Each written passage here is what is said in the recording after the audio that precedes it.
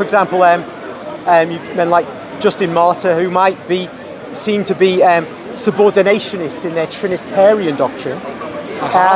But one must understand, back then they're focusing on certain things which don't become a problem until later. So when you kind of read an early father, you've got to be aware that they're not addressing problems which came up centuries later. So Justin Martyr might sound like subordinationist because it's not a problem at his time. So terminology has to be refined as time goes on.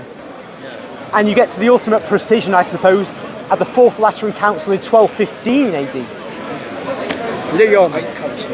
Well, that's afterwards. Leon, the first Council of Leon, I can't remember the date of that. Second Council of Leon, 1274.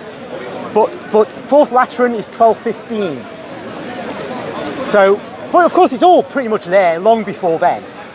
But you see this progression of precision. The progression of precision and then Thomas Aquinas, which he really made everything like clear cut. Yeah.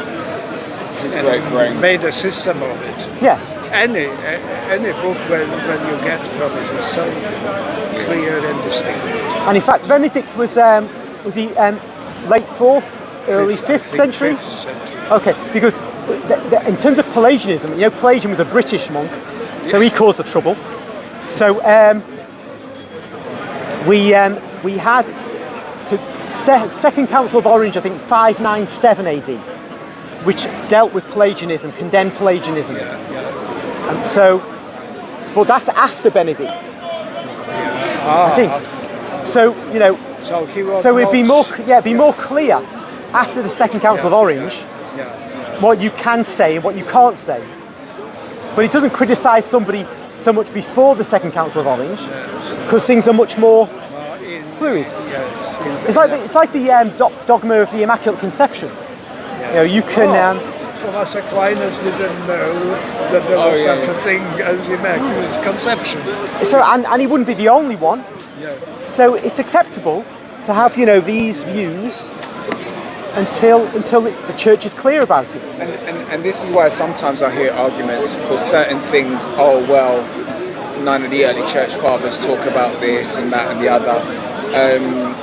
But sometimes they're dealing with different issues at different times. Like in the first couple of centuries, they're still dealing with, I guess, trying to define properly the natures of Christ and things like that. The urgent things against, heresies that were arising about Christ, right? And his humanity and his divinity and things like that.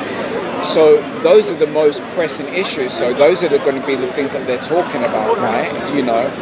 That's why when I hear people arguing about, like, sometimes I hear Bloodfire talking about, the early church never talked about the communion of saints and things like this, right?